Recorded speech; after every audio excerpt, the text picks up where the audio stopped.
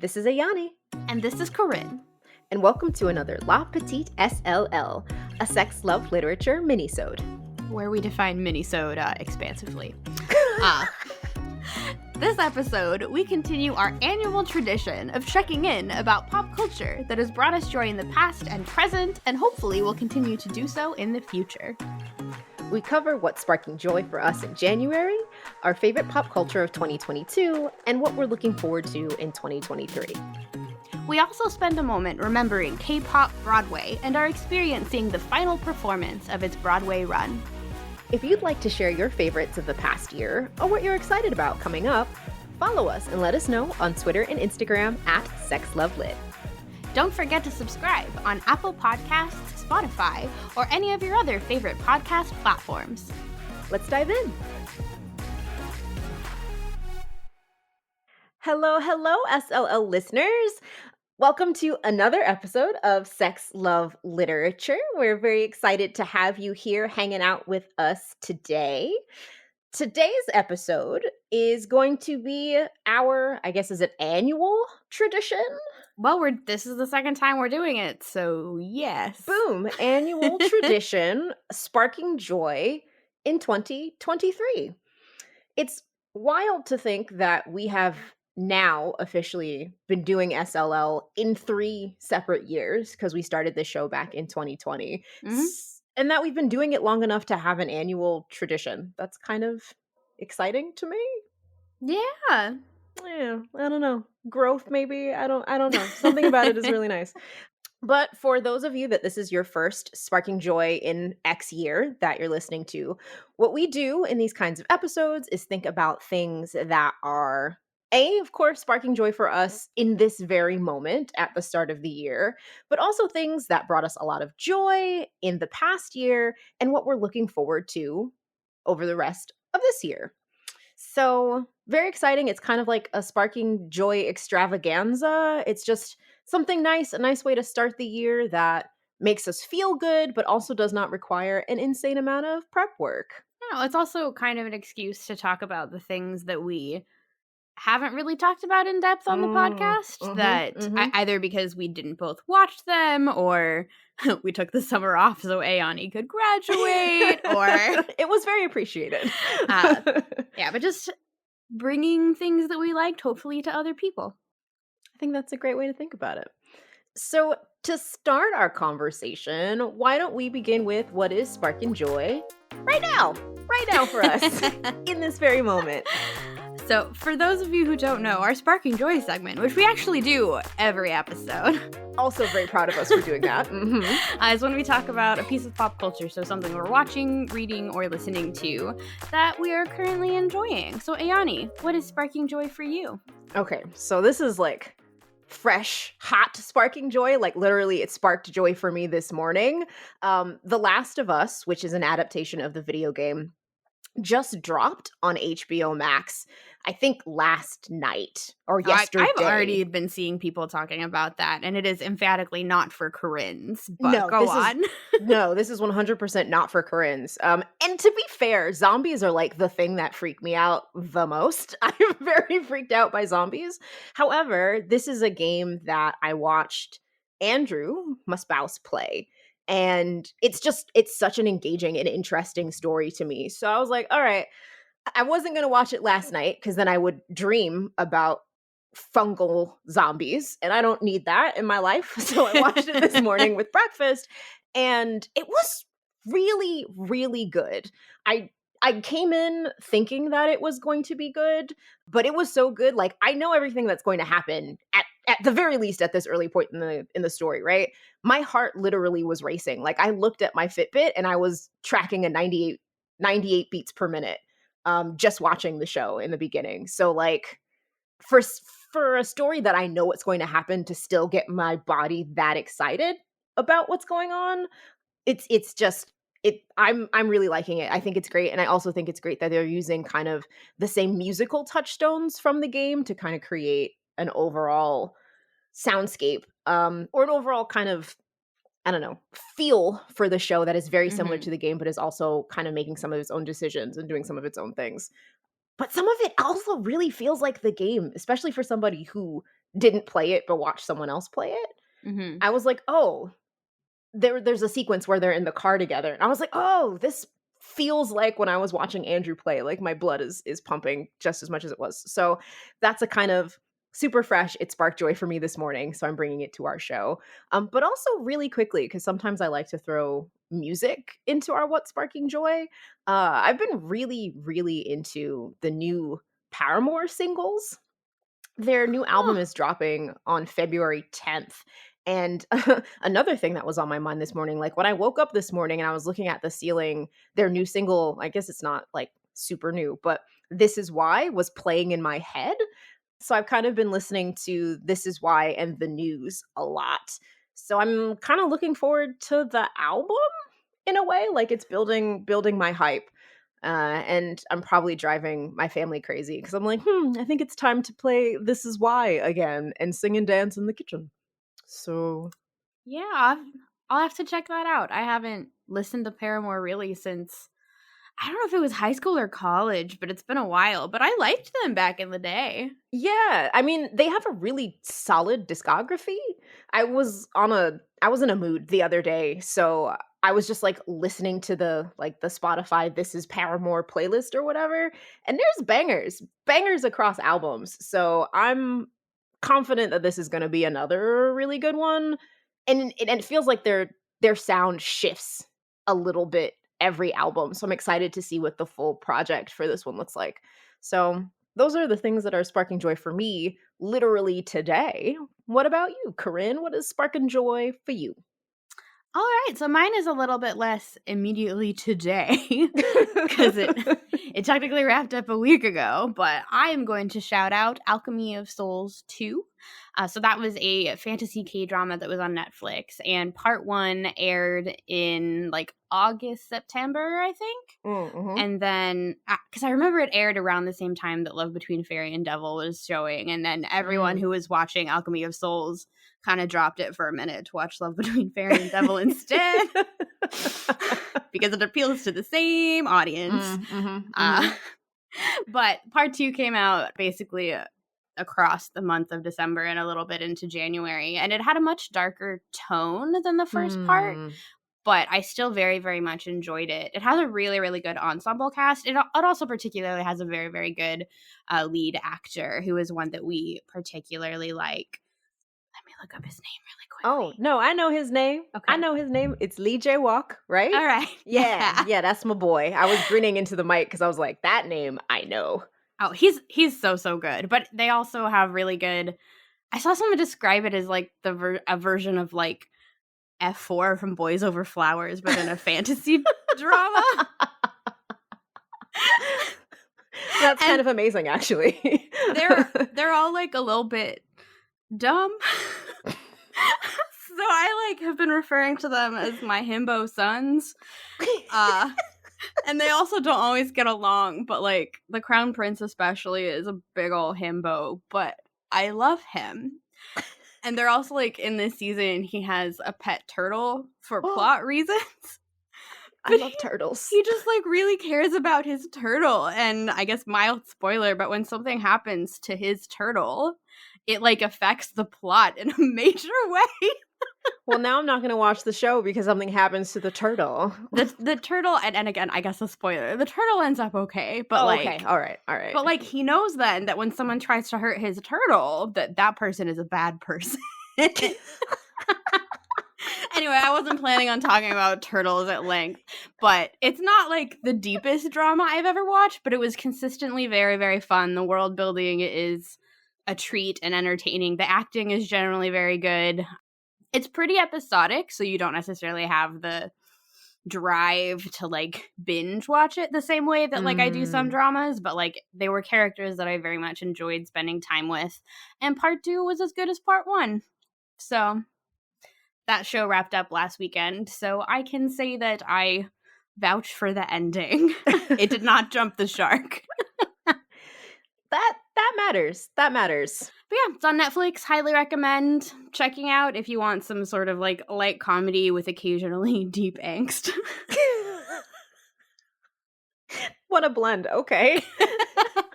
It's funny because I feel like that could also be how you recommend Love Between Fairy and Devil. Yeah, starts out as a comedy, turns into a tragedy, but it's fine. Just I a did, just a little angst. and I did not cry as much at Alchemy of Souls as I did at Love Between Fairy and Devil, although I did cry, so. No, but that matters. Like, I know we did a whole episode about Love Between Fairy and Devil, that A you whole all 2 should listen to. episodes. Oh, that's right, 2 whole episodes that you all should go listen to. But, like, I literally had a show hangover after Love Between Fairy and Devil. Like, I didn't watch anything, like, serious for a few weeks, so. Yeah, makes sense.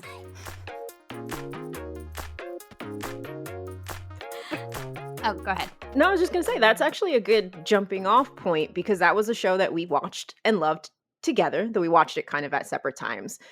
Something that we thought might be fun, since this episode is largely going to be like, Corinne, what made you happy? Ayanni, what made you happy? Is to talk about one thing that we both had a kind of joint joyful experience of.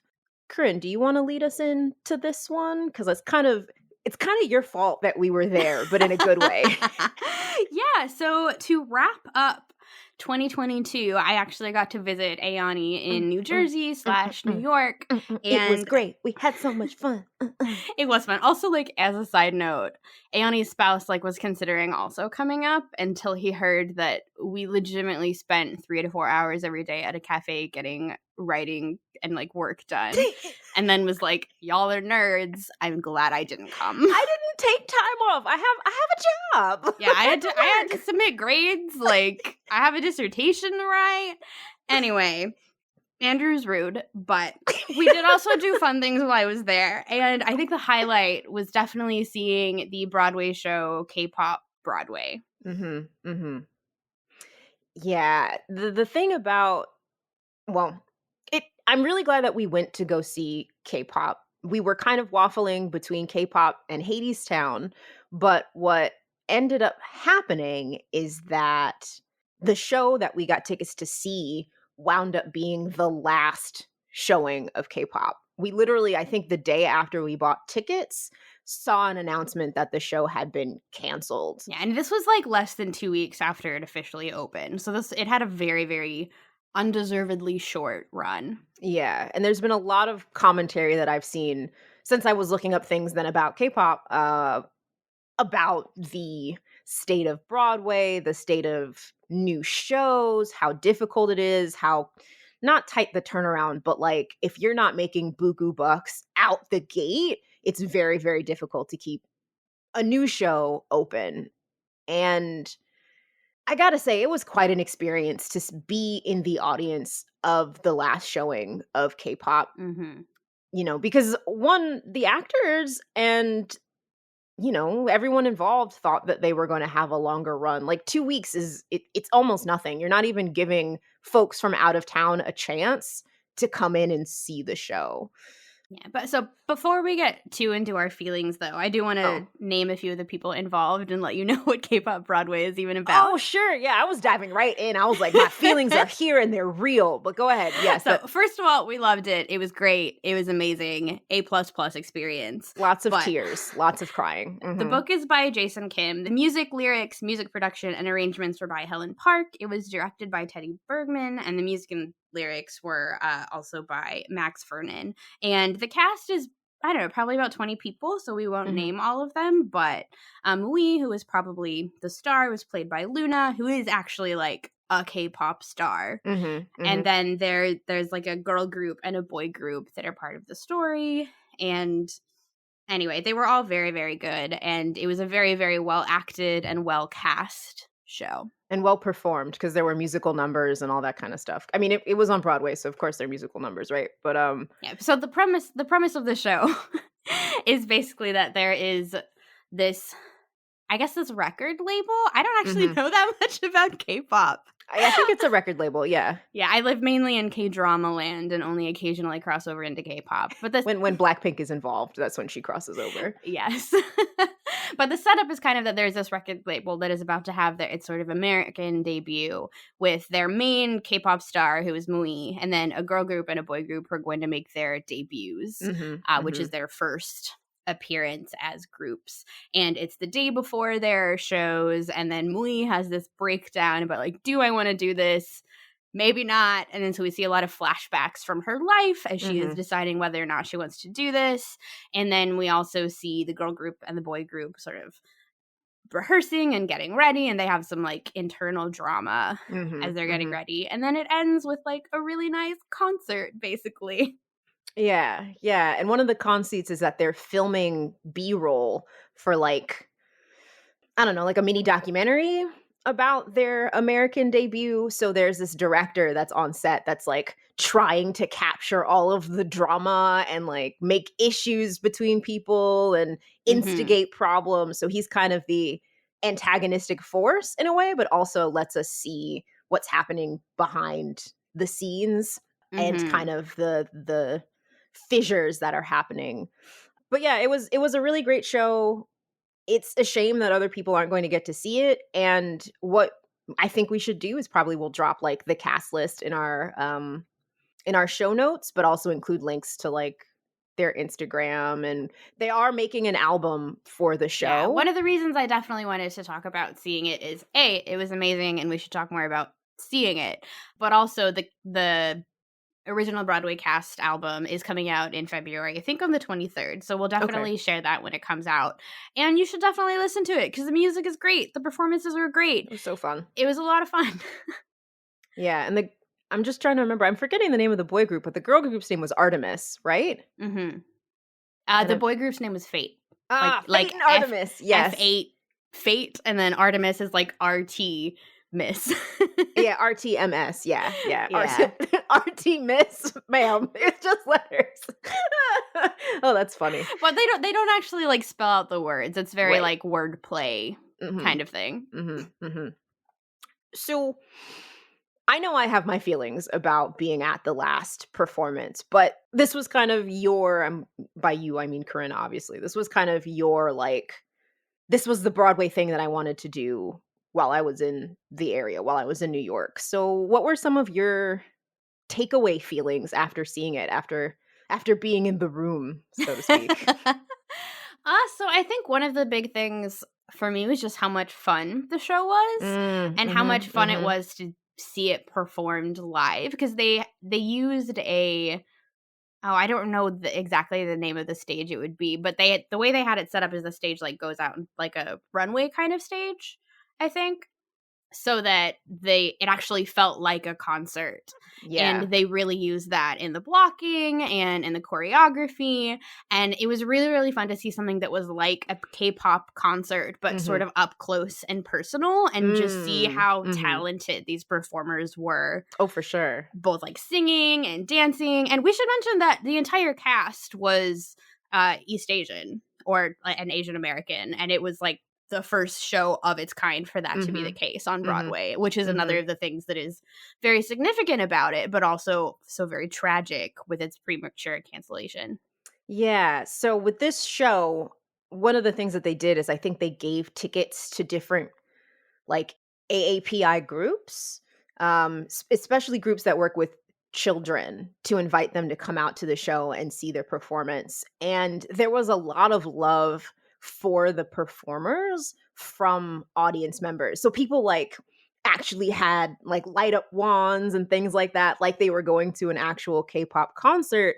But then also there were people who like knew the performers in the crowd and were like calling out for them at certain scenes. There was one moment that like, I think it did bring me to tears when there was someone said their line and it was a joke, and the audience popped for them so much and there was so much laughter that the actor started laughing, and like the show had to pause because the good vibes were just so strong between the audience and the actor. Like they had to put their head down between their knees because they were laughing so hard. There was just like such a positive energy, but also kind of like this current of sadness running through the entire show where like everyone was on their feet and having a great time, but like there were so many moments where the actors just needed a minute to collect themselves Mhm. because of, I don't know, how warm the audience was, I if that think makes also sense. just of how emotional it was as a show, and I think there Oh, were for some sure. ways in which this show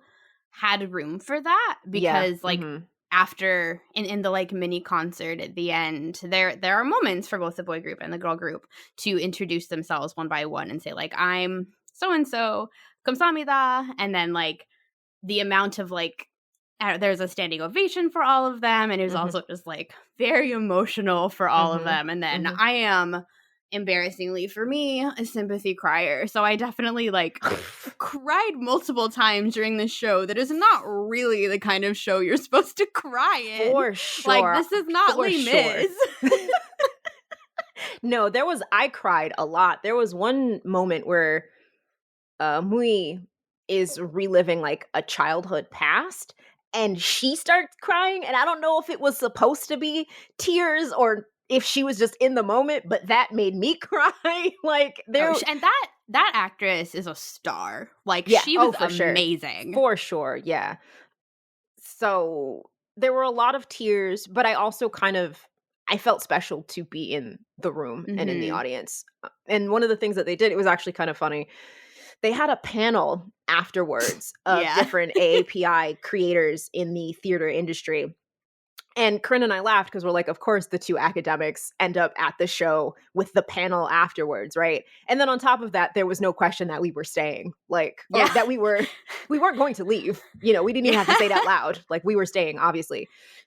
And it also felt really special to be in that space Mhm. and be able to kind of be part of that conversation because, and I've said this to a couple people, and I'll say it here publicly, but it almost felt like we were guests in the space, right? Because I know what it Mhm. means to kind of be in like black spaces as a black person, but being in this space that was very much kind of a space of AAPI solidarity Mhm. was just kind of a really, really special moment to listen to perspectives. Like there was one young lady who stood up and said that, you know, she was an aspiring actor and the show meant so much to her and like literally got maybe 10 words out before breaking down into tears and Yeah, weeping. she also said that she was Taiwanese American and, like, the show was so inspiring to her for that reason, and her question was like, "How can we bring it back?" Yeah, and the one of the actors was part of the panel and like stood up and gave her a hug and you know, so it was just like it was a really really special thing to get to be a part of and get Mhm. to witness. And it's so heartbreaking that more people won't get to experience K-pop.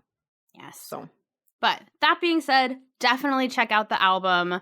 The songs are all bangers. So even if you yeah. don't get to see the show, you can at least listen to the album. So that is something that is sparking part joy, part sadness. But was definitely a highlight of 2022 for both of us. Oh, for sure, for sure. I'm gonna be thinking about our experience with K-pop for a really, really long time. Oh, and of course we bought merch because of Oh, course yeah. we did. All right, Ayanni, what else sparked joy for you in 2022? Yes. So I was thinking about this, and there were actually a lot of really great things that came out this year, from comics to books to music to TV to movies. And so we're picking in this section just kind of like two things that really, you know, hit home for us. So these two are not necessarily my top for the year, but they were things that kind of stood out to me Mhm. in the crop. So I already gave my deep feelings about Black Panther, Wakanda Forever in a previous episode. My deep feelings about that. So here I wanted to shout out Everything Everywhere All at Once, which is kind of a darling, it seems like, on the award circuit right now. Mhm. It was just such a stunning film, in my opinion. It was well acted, it was well put together. I sobbed so hard watching this film. It at its core, and I'm going to try not to spoil too much about this because I think people should see it, right? At its core, it's a story about a family, and at its core, it's a story about a mother and a daughter who Mhm. don't necessarily see eye to eye and don't communicate the best. And it uses a very fun, kind of like alternate world way of exploring relationships between family members and the decisions that you make and how one little change in what you did in your life can create brand new expanding branching universes, but then in a way how that shows you that the life that you have right now is very precious because it's one that you made on your own with your own hands in a way. So it's well acted. A lot of the cast are winning awards. So Ke Huy Kwan plays the father in the film, as well as a few other characters. And this is his return to acting after I think it was like 30 years. He was in, I think, the original Indiana Jones film. I want to say the character's name was Short Round. I could be wrong. I could be misremembering. But he was kinda typecast after that film, and after Goonies, and had not really acted since, and this was kind of his return to acting, and it's been huge. He's winning awards left and right. He's in a whole bunch of other things. He's gonna be in American Born Chinese with Michelle Yeoh again, Ooh. and just kind of watching him talk about it and how gracious he is, and like, his Golden Globe speech, like, literally, he was the first award of the night, and girl, I burst into tears. I burst into tears. I was weeping. I was like, I did not expect to watch the Golden Globes and be crying the entire time, and it was funny because my mother-in-law was talking to Andrew, was like, "We were watching the Golden Globes, and I was just crying." But it's just, I think the film is doing so many great things, and also, again, centering AAPI stories, right? And anytime there's a story that's, like, about mothers and daughters, I'm like, "Well, I'm gonna cry the whole time, but that's my trauma and, my personal buttons." So anyhow, it's great. Everyone should watch it if you can get your hands on it. Corinne, you haven't seen it, right? I haven't. I really need to. Yeah, I will say there are some, like, there are martial arts sequences that can get a little, I'm trying to word this carefully because I think they were great, but some of them were a little, they had some, like, over the top moments that you might be like, "Ah, this is not for me." But I mean, but I think but I have developed more tolerance for that since picking up Chinese dramas. it's So, it's it's a little different. It's not so much that they're over the top as in they're unbelievable. Like, I think the fight choreography was excellent, but there's mhm. like, for example, one of the conceits is that, like, in order to access one of your other various lives from across the multiverse, you have to do increasingly, like, impossible things or things that are out of character for you. And one of those things was like eating a stick of chapstick, which was hard for me because anything that looks like gum is like, oh, this is the worst thing ever. But then one of them also was like sticking a trophy up your butt.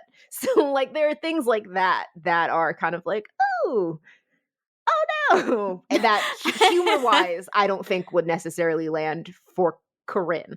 However, I think overall it's great and people should watch it. And then really quickly, my second one to kind of be a little bit offbeat from the normal things we talk about. Chainsaw Man burst onto the scene as like one of the big hit anime of 2022. However, one of the things that I was really blown away by is that every episode, so it's a 12 episode run this season, or I guess that was the winter season. But every episode had a different ending theme song Hmm. and a different animated sequence to go with the ending. And some of these animated sequences were so experimental and interesting, and the way they played with fluidity and movement, like, someone needs to write an essay about the endings of Chainsaw Man. Not me. I have enough to do. But someone should do it so I can read it and go, "Yes, Yeah, yes, there's you an are article absolutely idea. right. There's an article idea for someone. Someone take it." But I was just so stunned, one, by, like, the different styles of music that were pulled together to end episodes, but just all of the different directions that they took the art direction for these kind of ending clips. So, Chainsaw Man is great. I definitely think you should watch that. But I think for people who are interested in animation, who are interested in music, who are interested in how sound and image work together, the Chainsaw Man endings are just very interesting kind of encapsulations of the things that animation can do. I will give like I mean, Chainsaw Man has its own series of content warnings for anyone that's going to go in there. But I would give kind of like a content warning for the endings if you're curious, because I think I'll throw a link to like one of the compilation videos that has them all Mhm. together for animated blood. There's a lot of animated blood. So Alright, just noted. yeah, that's just something to be careful of. So those are two things that for me are kind of standing out as great things we got from 2022. Corinne, your turn. All right. So, for longtime listeners of the pod, my choices will not be surprising because I never made it to a movie theater and I forgot how to read. So, Who reads anymore? Like not what? people writing dissertations.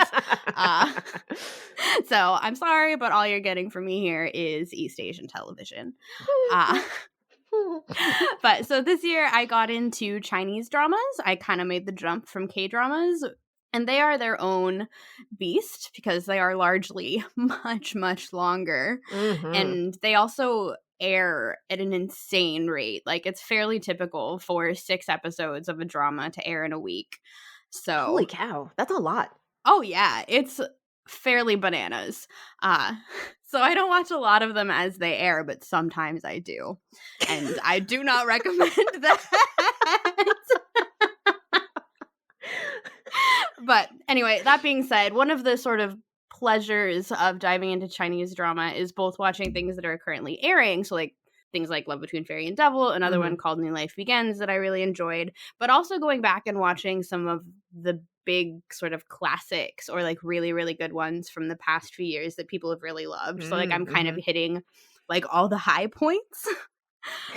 So one of the ones that I really, really loved, so technically it aired from 2018 to 2019, but it's called The Story of Mingwan, and I may have briefly mentioned it on the podcast before, but it is one of my favorite shows, pieces of media I've ever seen, Mm. and Mm. it is a historical set, I think during the Song Dynasty. I'm learning about Chinese dynasties. I don't know what's happening to me, but it's extremely good. It's kind of like if you like Jane Austen, but you want there to be more social rules and expectations, and for also for them to be somehow even more complicated, but also for there to sometimes be murder. So, You always find the show with the murder in it. I mean, it's pretty thick on the ground, I would say, in both K dramas and C dramas. But it's extremely, extremely good. You watch this woman named Minglan as she grows up from around when she's around 7 to as she becomes an adult, as she gets married, as she has her first child. She's from a sort of like the lower aristocracy, but she's also the sort of cast off daughter of a low ranked concubine. Mm. So her Mhm. options are not many. And seeing how she navigates that and her sort of like epic love story that she has, but also just her whole life, because this drama is, full disclosure, 73 episodes long. Jesus. So it is very long. 73. My god. But so you spend a lot of time with her and with the other characters, and I highly, highly recommend it. I also cannot really ever actually recommend it to anyone in good faith because it is so long. But if you watch it and would like to talk to me about it, I would really appreciate it. Our DMs are open.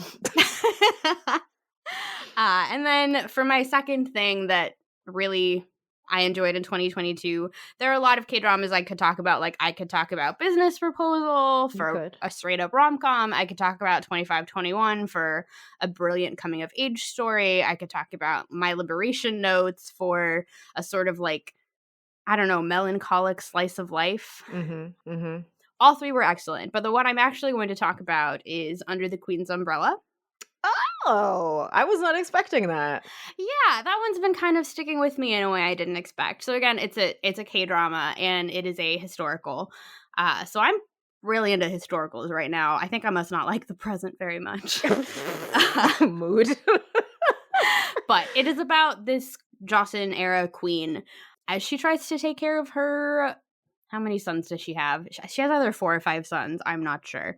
As the line of succession becomes hazy. And it was billed as a dark comedy, so it does have a lot of moments of comedy. It actually has some really, really lovely trans representation in there, which I was not expecting at all, but it also has a murder mystery element. There are a lot of... so the thing that really appealed to me about this drama is it's a historical, but it is a historical that is largely about women. Because the king is there, and there are also many young princes, but it is especially about the queen and her court ladies, and then the concubines, and what it is like to be a woman whose life is largely determined by the fate of men. So your husband, the king, who also has concubines, and what happens to your sons, and if they can get the spot of being crown prince. So it's extremely good. I actually got Andrew to watch that one with me, and he also really liked it. So highly recommend, and that is what I am going to go with for my top K-drama, or top-ish K-drama of 2022. That was a good call. So for those of you who would like a little behind the scenes information, we have like a small outline that helps us kind of structure our episodes. And Corinne had listed 3 or 4 K-dramas that she might talk about, and then pulled this one out. So yeah, it was not on the list. It wasn't. So I was very surprised and very impressed, but also good choice. Good choice for good reasons. Oh, also a quick shout out to Little Women. Mostly because it has Lee Jae Wook, who you may know from Squid Game, who I love and is my bias now. And also that drama was a lot of fun, but also I love him. So he is also sparking joy. His Instagram name is Wee Wee Wee, so that's just what I call him whenever we talk about him. He's Corinne's Wee Wee Wee, so. That sounds like worse said out loud. It does. I'm never saying it out loud again.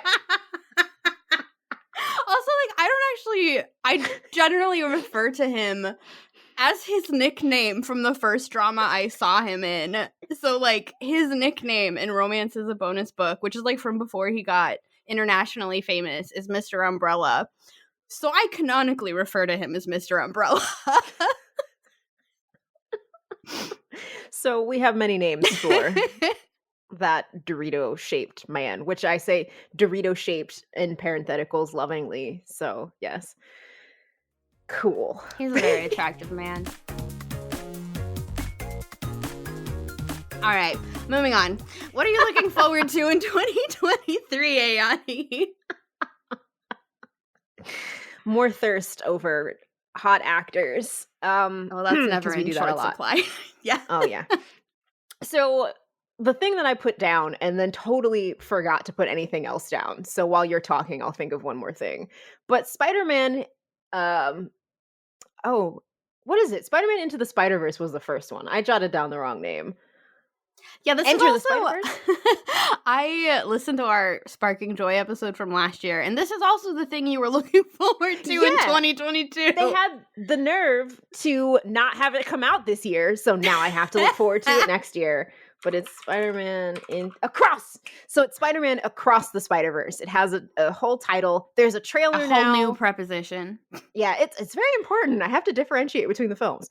So I'm really excited about it. Like, the animation looks great. My son Miles is growing up, and like, he's going to meet all these other spider people, and it's just so exciting. I don't know. The first film I cried buckets, and I'm probably going to do the same thing again for this one. So I'm excited for it. I'm looking forward to it, and they better not fake me out again. It'd be very rude of them to do that. So you go. Something that's sparking joy for you for next year or for this year. Yeah. So mine are 2 theoretical things that, again, we may be talking about this time next year because maybe they won't have come out yet. But one of them is season 3 of Hulu's The Great, which has been confirmed for renewal, and I think they've been filming, but we just don't have an official release date. Oh, nice. Yeah. So we did episodes on season 1 of The Great, which is our very first episode of this podcast that people keep listening to. It is a mess, but thank you for listening to it. And then we also did an episode or two, I think. It's 2, yep. On season 2, and I'm teaching the Great this semester in my class that I'm teaching. Oh, actually, which I should mention, I'm teaching a class this semester called From Baba Yaga to Black Widow, Eastern Europe in Western Popular Culture. So the Great is definitely on my syllabus, so I'm looking forward to season 3. And the other thing that has not officially been renewed, but I am putting it into the universe because I want it to exist, is season 3 of Yumi's Cells. The material is there. It's based on a webtoon. Season 1 and 2 are excellent. And we just need season 3 to happen because I at least am invested in Yumi's love life. So I need to see what is behind door number 3. And I have read the webtoon, and I need to see who they cast behind door number 3. Wouldn't it be crazy if it was wee? So actually, the actress who plays Yumi is actually one of the female leads in Little Women. So she already had this will they, won't they romance with Lee Jae Wook there. So it would be great to see Kim Go-eun, right? Yeah, Kim Go-eun. Yeah, that's her name. It would be great to see Kim Go-eun and Lee Jae Wook's chemistry, like, part 2, because it was sizzling. So I will say, I think he's a little too, like, traditionally hot to play the role. They need someone a little dorky hot. He was dorky hot in Romance as a Bonus Book, though. Nah. Let's be real, Corinne. He does have, like, he's much more chiseled now since he's gone into the, like, action thing. A lot more than the, like, he wasn't even he was the second male lead who did not get the girl in Romance as a Bonus Book. Wait, no, but he got Homegirl. Yeah, he got the second female lead, but, like, who we loved. We did love her. We do love her. But also, like, that's not the same thing. No, you're right. You're absolutely right. But I will watch anything he is in, but I'll watch Yumi Cells 3, no matter who is behind door number 3. Anyway, did you find something else that you're looking forward to, Ayanni? Yes. Though I need to look up the name of the creator. Corinne got me reading a webtoon called The Kiss Bet by Ingrid Ochoa. And I think she's Brazilian. Yeah. And it was like apparently my top webtoon for the year. I read all of it. I got caught up even though I was trying to leave some. And it's really good. I really enjoy it. It's kind of high school drama-y, but with good doses of comedy. Yeah, it's like high school rom-com slice of life, like kind of a mix of the two. Yeah, and I appreciate just kind of how it comes together and how the characters interact. The art is super cute as well. And I'm looking forward to seeing how the drama builds over the course of 2023. There's a couple of children. I'm being a little facetious. They're children. They're in high school. They're 18. They're babies. So 2 of them babies like each other, and they're doing the whole like, oh no, I'm dating someone else right now. And the other one's like, I can't like you. I'm against romance. And I just need them to like get it together. So the story right now is at a point where the main girl and her boyfriend, who is the brother of the boy that she has a crush on, the main girl's best friend, and her cousin, who her boyfriend originally had a crush on. Oh, it's beautiful. And the girl who is a friend of the boy that the main girl has a crush on. I'm not saying names because I don't feel like it. But anyhow, they're all in a room together playing games for board game night or whatever. It's like group date night. It's group date night, and they're all dating other people. Yeah, they are all dating someone that is not the person they like, but the person they like will be there. So except for Patrick, the girl he likes is not going to be there. But anyhow, yeah, it's just gonna be nuts. And I already know this is going to be a multi-part episode because it's got part 1 next to it. So I'm just excited to see where the story goes because it's the kind of thing that I would not want to deal with in real life. It would be very stressful. But animated or cartoon high schoolers all stuck in a room with people they have crushes on but aren't dating, it's top tier. Oh yeah. So I'm normally like a webtoon binge reader. Like, I will read all there is of a webtoon and catch up and then not read it again for 6 months and do the same thing again. But Kismet is one that I actually do come back to every week for every new episode. So highly recommend. Also, shout out to our friend Jamie, friend of the pod, who initially recommended Kismet to me before I recommended it to Ayanni. Jamie, this is a recommendation from you. Girl, I know you have taste. See? So yeah, that's something else that I'm looking forward to over the course of 2023. And will probably pop up in Sparking Joy at some point between now and December. So moving on to our last section of this episode, which is our pop culture resolutions and or predictions. Ba, ba, ba. So first of all, what did we predict last year and did we do it? Do you want to go first or do you want me to go first? Sure, I'll go first. I'll go first. So I had predicted that I would listen to more podcasts and that Corinne would watch 100 K-dramas. Not in the year, in total. In total, yes. So I was kind of right. I did listen to more podcasts this year. I listened to Old Gods of Appalachia, partially because Andrew was listening to Old Gods of Appalachia. And I was like, oh, this is cool, even if I'm a little freaked out. I listened to, I think it was The Song of Our Stars or The Story of Our Stars, which I was kind of disappointed in the ending because it kind of billed itself as a romance and then did not do romance things. I think I listened to Welcome to Your Fantasy last year. Maybe not. You talked about that as a thing that sparked joy for you. In 2021. In 2021. Right? Yes, that was before. But I also started listening to a couple audiobooks. So the audio media thing was something that I did do more of this year.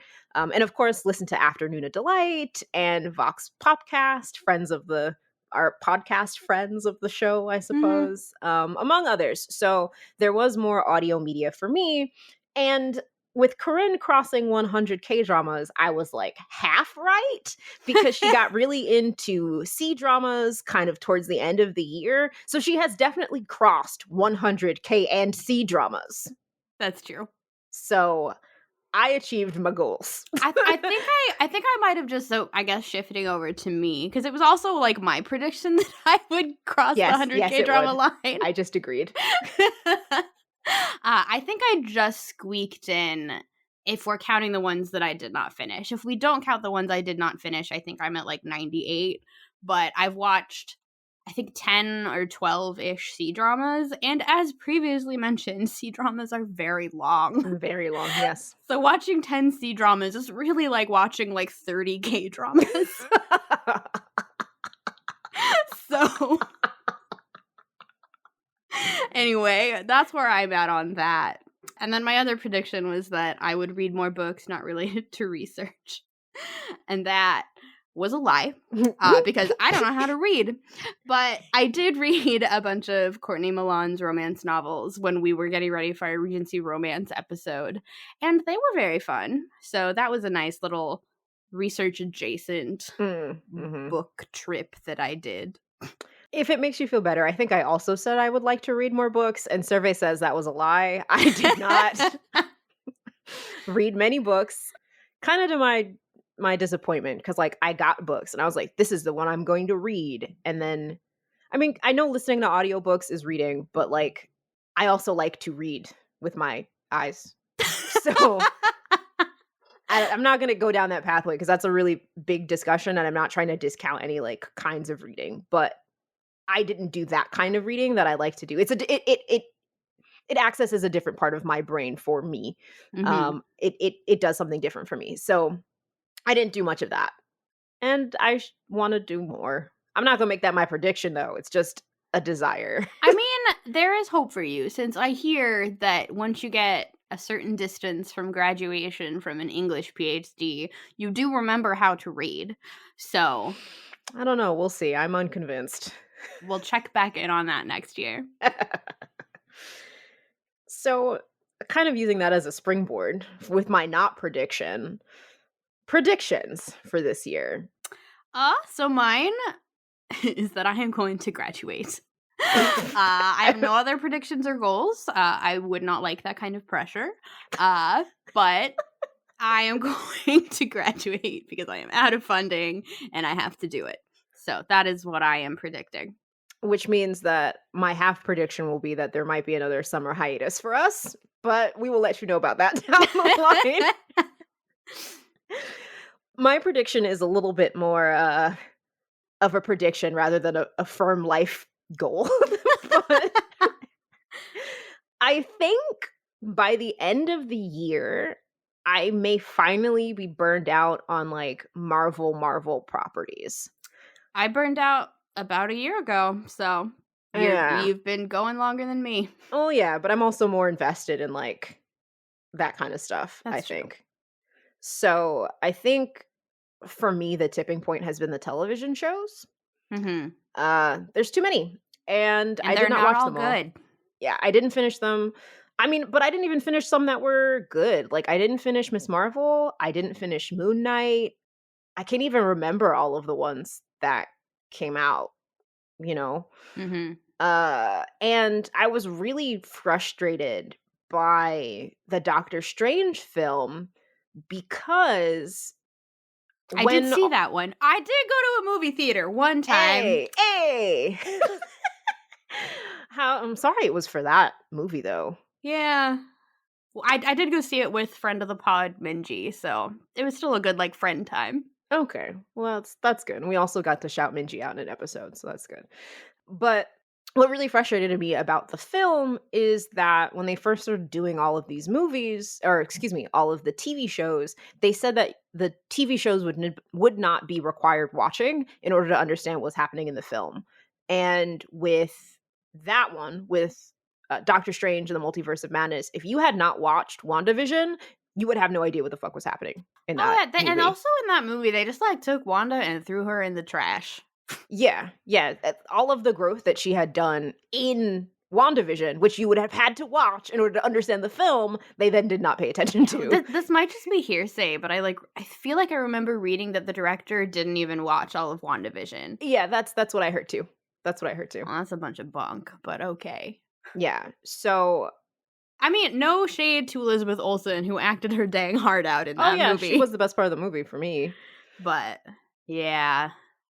So I don't want to have to watch 7 TV shows and then 25 million movies in order to understand one plot thread. Mhm. So I heard, again, this might just be scuttlebutt hearsay, but I heard that they're cutting back on the number of things that are coming out. And there are some things that I'm really interested in seeing, like Jonathan Majors in a film. I mean, I'm just interested in seeing him in general. That's but I'm interested to seeing his interpretation of Kang the Conqueror, right? I think there are other interesting Marvel films that I'm going to see, and Andrew is very excited about the Secret Wars storyline, so I'll probably go see things with him. I think once y'all are living in the same city again, Andrew will pull you back on board the Marvel train. Yeah, but it's more like More because he'll have it on and you'll, like, might be in the room. in the background. Yeah. It's just more the sheer number of television shows. Like I feel like I am more selective with the TV that I watch. I mean, I'm watching a lot of TV all the time. But it's It's kind of really like hard to pull me away from K-dramas and C-dramas. yeah, So, like, if I'm gonna watch something in English, it has to be something like The Great that I, like, right. really wanna watch. Yeah. And I think I've watched a lot of really good shows. And I always have like a staple of anime that's running in the background. So it's kind of like what I'm watching really needs to be pulling my attention. And if I'm not enjoying a show, I'm not going to keep watching it. So, if I can't go see, I'm just using Ant-Man as an example. If I have to watch 15 other TV shows in order to go see Ant-Man, then I'm just not going to go see Ant-Man. Mhm. So we'll see. I might be singing a completely different tune in 2024, but that's my prediction for the year. Alright. That was, like, kind of a downer. Well, I know how to make us more cheerful. Alright. What is SLL doing this year? What are some of the things we have coming up? Yes, That's exciting. we are full of plans. So many. But so one of the things we're gonna talk about that we highly recommend checking out is a Korean web drama called Hit the Spot. That's the English title. It is also called From what I can tell, in Korean, a more literal translation would be Fanta G-spot. That is, in fact, referring to orgasms, in case that wasn't very clear. I think we got it, Corinne. Thank you. You're welcome. But it's this really, really fun web drama that does a lot of interesting stuff with female pleasure and sexuality. It is much, much more explicit than your average K-drama is. But we liked it a lot, and we want to talk about it. What else are we going to talk about in future episodes, Ayanni? Yeah, well, one thing that Corinne has said that she wants to talk about is an episode on the female gaze, which I have a lot of very strong feelings about, which might not be the kind of feelings that people expect me to have. So I'm curious to kind of do a La Petite on that, which we haven't done a La Petite in a while. So it'd be nice to I guess this is technically a La Petite if we want to frame it that way. But it'll be nice to kind of do another one of our a sort of thinking themed on an episode. Yeah, thinking on a theme, thinking on a term, so to speak. So I'm looking forward to doing that and kind of parsing our thoughts. That one might be a little more academic than we often go. I think it will be, because we're going to have to do some sort of history of, not necessarily the term female gaze, but it exists in opposition to the term male gaze. So there's our preview of what we're going to be getting into in that episode. We're going to have to think about the gaze, Foucault. Yeah, and what we mean by it academically, as opposed to the way people kind of throw it around. Yeah. So we'll have to balance that out with a great deal of thirst. It's the only way. Yes. So those are the two of the things that we have coming up. Since The Great is filming, I don't know if it'll be this year, but I'm sure we'll do an episode about The Great season 3, among other things. There's a lot of cool things that are happening. There's a lot of fun things that we're watching and listening to. So thank you in advance for joining us for our 2023 season of Sex Love Literature. But if you would like to let us know what sparked joy for you in 2022 or what you're looking forward to in 2023, let us know. You can find us at Sex Love Lit on Instagram and Twitter, since Twitter is apparently still kicking, at least as we record. But yeah, we would love to know what you've read and watched and listened to, and especially if any of that has any overlap with what we have consumed. I don't know why consumed made me laugh. Yeah, that was a weird verb choice there, but I decided to lead into it, and then you didn't, so... I'm sorry, I always support your verb choices. But anyway, thanks for listening, and we will you will hear us next time. All right. Bye. Bye, y'all. I'm gonna stop this recording.